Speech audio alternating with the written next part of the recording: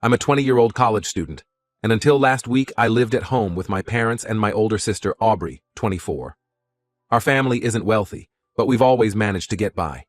For the past 2 years, I've been working part-time at a local bookstore to save up money for grad school. It's been tough balancing work and studies, but I've managed to put aside a decent amount. Some background on my family dynamic. My parents have always favored Aubrey. For as long as I can remember, they've pampered her constantly and let her get away with pretty much anything. Aubrey is, to put it bluntly, bratty and full of herself. But my parents never seem to notice or care.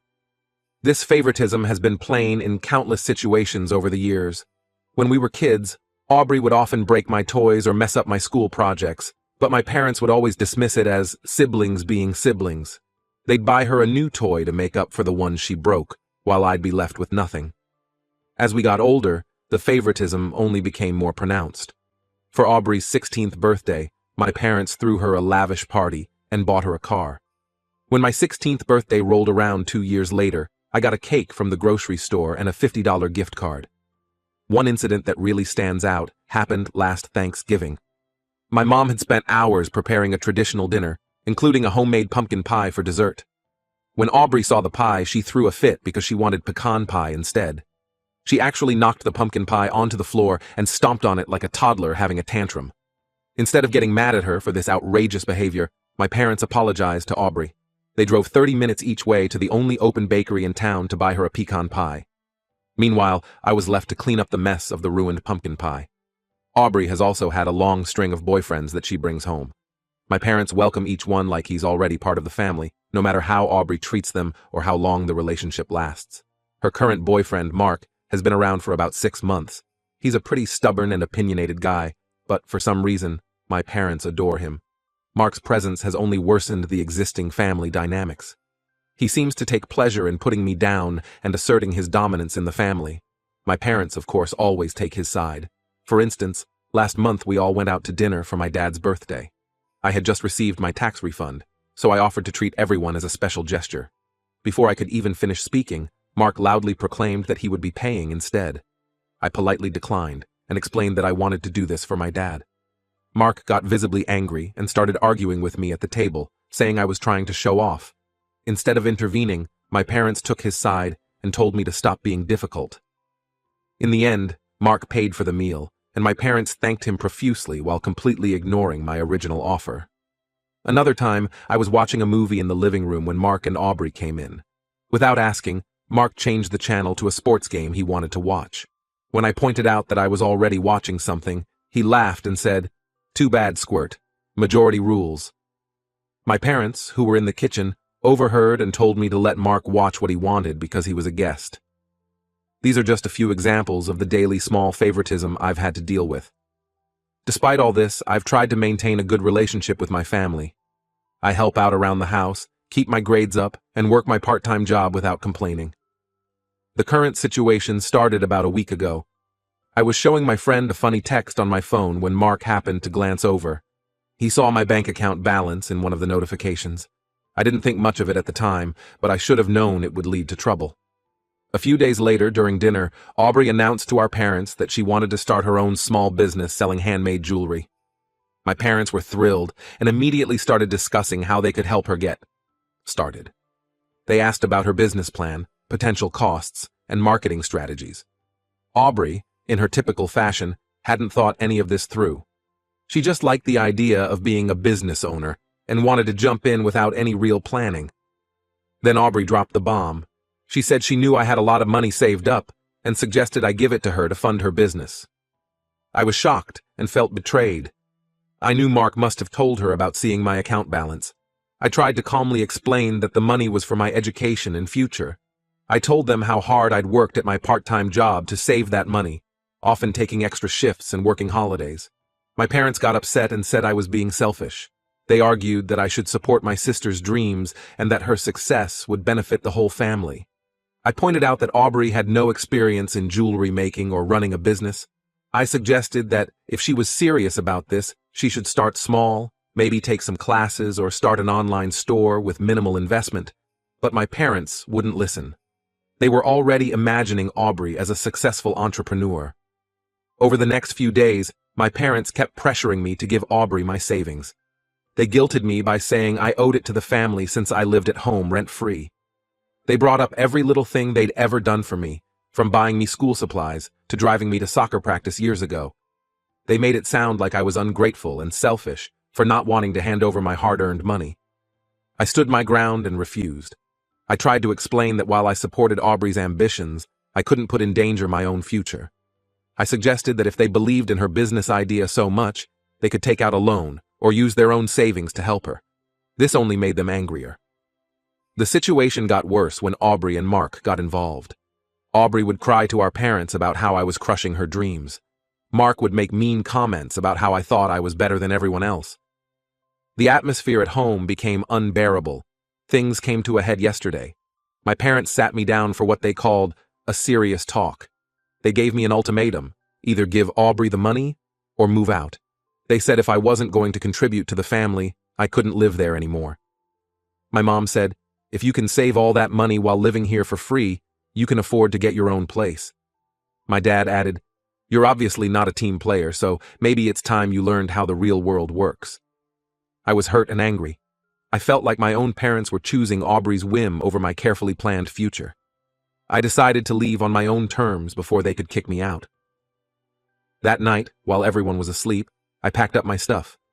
I made sure to take all my important documents like my birth certificate and social security card.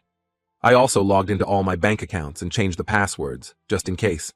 I left a note explaining why I was leaving and went to stay with a friend. Since then, my phone has been blowing up with calls and texts from my family. My parents alternate between guilt trips and anger. They're saying I'm tearing the family apart and being incredibly selfish. Aubrey has been posting dramatic statuses on social media about how her own brother abandoned her.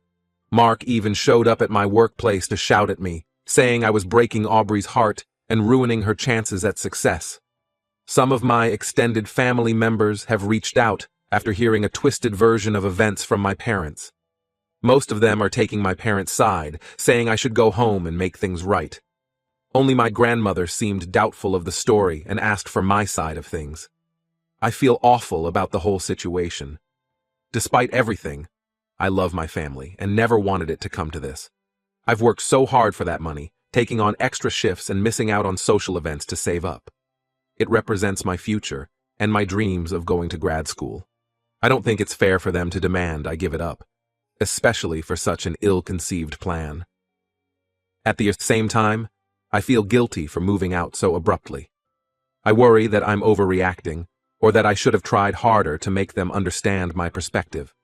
The thought of being estranged from my family is heartbreaking, even though I know they haven't treated me fairly. I'm now crashing on my friend's couch and trying to figure out my next steps. I'm looking for a new place to live and considering taking a semester off to work full-time and save up more money. The stress of the situation is affecting my studies, and I'm worried about how this will impact my future. So Reddit, should I give my sister my savings and go back home? Or should I handle the situation differently? I'm lost and could really use some outside perspective on this mess. Update. It's been 8 months since I left home over my parents trying to force me to give my savings to my sister. A lot has changed. After moving out, I found a small room to rent near my college. It's not much, but it's mine. I've been balancing work and studies pretty well.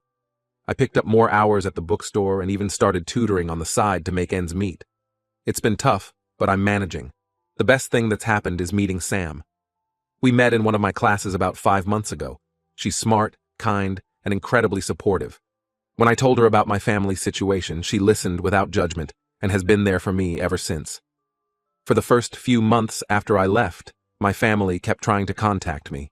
The messages ranged from angry accusations to guilt-tripping pleas for me to come home. I maintained minimal contact, mostly just letting them know I was safe and focusing on my studies. Last week, everything changed. I was studying with Sam when my phone rang. It was my mom. I almost didn't answer, but something told me I should. My mom was crying on the other end of the line. She said they needed my help urgently. When I asked what was wrong, she just kept saying it was a medical emergency and that my dad needed help. She begged me to come home. I was confused and worried. I told her I needed to know exactly what was going on before I could decide what to do. She hesitated, then finally started explaining. After I left home, Aubrey and Mark had kept pressuring my parents to help start Aubrey's jewelry business. My parents, feeling guilty about how things had ended with me, decided to support Aubrey's dreams. My dad took out a large loan to fund the business. At first, things seemed to be going well. Aubrey and Mark appeared to be taking the business seriously. They had meetings with my parents discussing plans and showing them sketches of jewelry designs. My parents thought they were finally seeing Aubrey grow up and take responsibility. 2 months ago, Aubrey and Mark told my parents they needed to go to another city to source materials and meet with potential suppliers. My parents gave them most of the loan money for the trip. Aubrey and Mark left and never came back. My mom said they hadn't heard from them in weeks. Aubrey and Mark weren't answering calls or responding to messages. Their social media accounts had been deactivated. It was clear now that they had run away with the loan money. My parents were devastated. Not only had they lost a huge amount of money, but their daughter had betrayed them. Now, they were stuck with a massive loan they couldn't repay. The bank was threatening to foreclose on their house. As I listened to my mom sob on the phone, I felt a mix of emotions. Part of me felt justified. This was exactly the kind of irresponsible behavior I had warned them about. But mostly, I felt sad for my parents. They had made a huge mistake, but they didn't deserve this. I told my mom I was sorry they were going through this, but I wasn't in a position to help financially. I had just barely gotten on my feet and was still struggling to balance my own expenses with saving for grad school. She cried harder, but said she understood. After I hung up, I told Sam what had happened.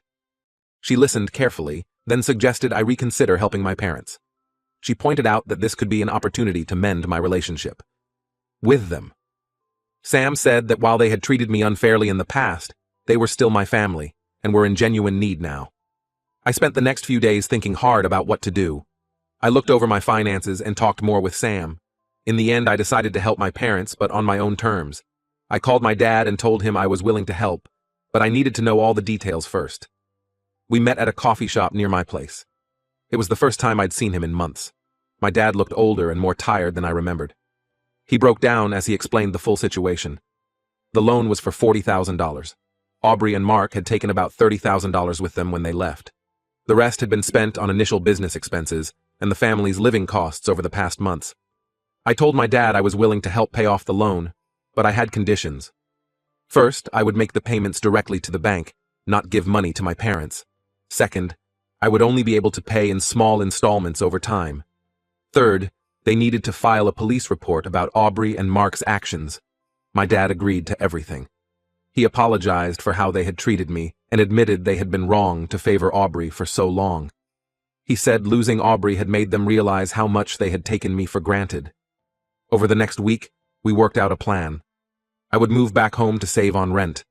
The money I saved would go towards the loan payments. My parents agreed to treat me like an adult and respect my independence. We also agreed to family counseling to work on our relationship. It's been a month since I moved back home. Things are different. My parents are trying hard to repair our relationship. They ask about my studies and work and actually listen when I talk. They've stopped making comments about my choices or comparing me to others. The situation with Aubrey is still painful for all of us.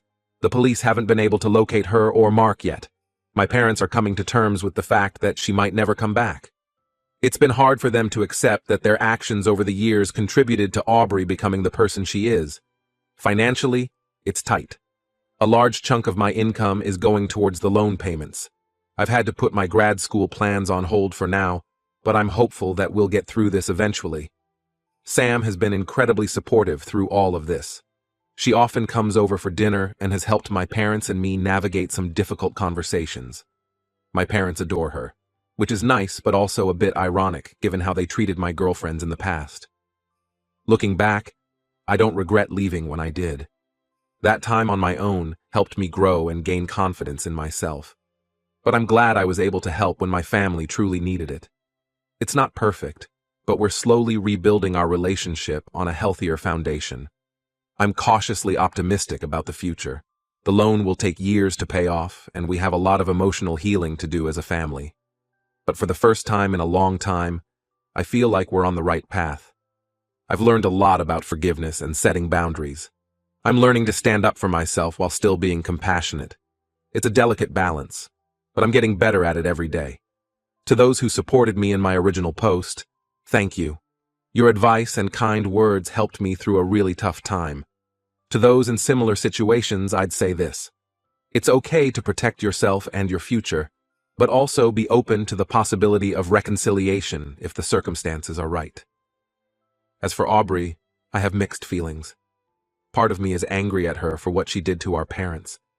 But mostly, I feel sorry for her.